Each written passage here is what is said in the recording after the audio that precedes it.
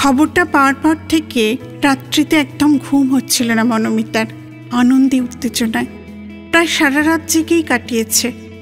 আসলে যবে থেকে খবরটা পেয়েছে তবে থেকে অস্থির হয়ে পড়েছিল সে, একটা একটা করে দিন গুনতে শুরু করে। কি খবর? মনোমিতার আমেরিকা প্রবাসী কনিষ্ঠ পুত্রের সপরিবারে কলকাতায় আগমন। মনোমিতা একজন উচ্চবিত্ত পরিবারের সাধারণ গৃহবধূ, এখন যাকে বলে হোম মেকার আর কি। তার বাপের বাড়ি ছিল খুবই সংস্কৃত মনস্ক, বাংলা ভাষা সাহিত্য ও অন্যান্য সাংস্কৃতিক দিকে খুবই রুচি রাখত পরিবার। মনোমিতা খুবই ভালো গান গাইতেন। গ্র্যাজুয়েশন কমপ্লিট করার পর মনোমিতার বাবা তার বিয়ে দেন, পাত্র ইঞ্জিনিয়ার। মনোমিতার শ্বশুর খুবই পছন্দ করেছিলেন মনোমিতাকে, কিন্তু সবচেয়ে বেশি পছন্দ করেছিলেন তিনি হলেন মনোমিতার শাশুড়ি মা। তিনি নিজেও ছিলেন অত্যন্ত সংস্কৃত মনস্ক, নিষ্ঠাবতী এবং আস্তিক মহিলা। তাই সম মনোভাবাপন্ন মনোমিতাকে গৃহবধূ হিসেবে পেয়ে তিনি খুবই পরিতৃপ্ত ছিলেন। মনোমিতার শ্বশুরও তাকে খুবই পছন্দ করেছিলেন, কিন্তু শাশুড়ি মার সঙ্গে ছিল অন্য সম্পর্ক। তার কাছে কবে যে তিনি মনোমিতা থেকে মিথুন হয়ে গিয়েছিলেন তিনি নিজেও জানেন না, যেন মা আর মেয়ের সম্পর্ক। তারপর মনোমিতার ভরা সংসার, 2 পুত্রের আগমন।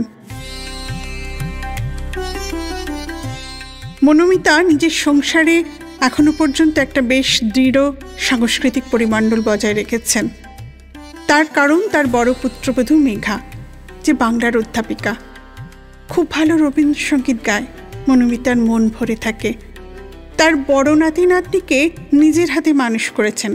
নিজের ছেলেদের যে বাংলা গান, কবিতা, ছড়া, গল্প বলে মানুষ করেছিলেন, নাতি নাতনিদের ক্ষেত্রে সেই একইভাবে তিনি মানুষ করেন।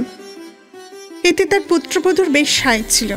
নাতি নাতনিরা ইংরেজি মাধ্যম স্কুলে পড়াশোনা করলেও এবং বন্ধুদের সাথে ইংরেজিতে চ্যাটফ্যাট চটরপটর করলেও বাড়িতে খাঁটি বাংলা ভাষায় বাক্যালাপ করে। মনোমিতার কনিষ্ঠ পুত্রটি আমেরিকা প্রবাসী তথ্য প্রযুক্তি কর্মী। সে প্রবাসী বাঙালিকে বিবাহ করেছে। তার এক পুত্র সন্তানও আছে, মিতিন, মনোমিতার মিতিন।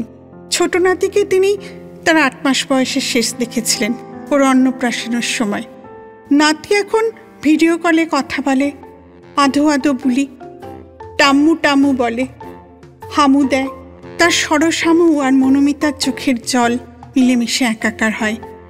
এই নাতিটির মধ্যে তিনি তার স্বর্গত পিতার ছায়া দেখতে পান। তাই তাকে বুকে জড়িয়ে ধরার জন্য অত্যন্ত ব্যাকুল ছিল সে। তাই এত উত্তেজনার আনন্দ, তার মিতিন আসছে। অবশেষে তারা এলো। খুব আনন্দে কাটছিল দিনগুলোর। মনোমিতাও একদিন বাইরে থেকে ইংলিশ নার্সারি স্টোরি বুক কিনে এনেছে ও সেগুলো লুকিয়ে মুখস্থও করেছে। তাই বলে চালাচ্ছিলেন নাতিকে। কিন্তু বাংলায় না কথা বলে মনের আত্মীয়তা হবে কিভাবে? সেদিন সবাই বাইরে খেতে গেল, মনোমিতা যাননি। তিনি মিতিনকে নিয়ে থেকে গেলেন বাড়িতে। খেলতে খেলতে হঠাৎ মিতিন কান্না শুরু করলো, থামতে চায় না। মনোমিতা কি করবেন ভেবে পান না। এটা সেটা বলার পর হঠাৎ তিনি আগডুম বাগডুম বলতে শুরু করলেন। আগডুম বাগডুম ঘোড়াডুম সাজে, ঢাক ঢোল সানাই বাজে বলে হাততালিও দিতে লাগলেন। উমা, মিতিনও তো হাসতে হাসতে হাততালি দিতে দিতে গড়িয়ে পড়ছে। মনোমিতা এরপর তাকে খাইয়ে ঘুম পাড়িয়ে দিলেন। যে চিরাচরিত গান আপামর বাঙালি শুনে এসেছে, সেই ঘুম পাড়ানি মাসি পিসির গান। ঘুম পাড়ানি মাসি পিসি মোদের বাড়ি এসো, খাট নাই পালঙ্ক নাই আসন পেতে বসো, বাটা ভরা পান দেব গাল ভরে কেউ, খোকার চোখে ঘুম নাই ঘুম দিয়ে যেও। মনোমিতার ছোটবেলায় পড়া কেদার সিংয়ের সেই কবিতাটা মনে পড়ল। পিঁপড়ে যেভাবে ফেরে নিজের গর্তে, কাঠঠোকরা পাখি যেভাবে কাঠে ফেরে, বাইজান একে একে ফিরে আসে লাল আকাশে ডানা মেলে বিমানবন্দরে। ও আমার ভাষা, আমি তোমারই ভিতরে ফিরি। চুপ করে থাকতে থাকতে যখন আমার জীব অসাড় হয়ে আসে, আমার আত্মা দুঃখ হয়ে ওঠে।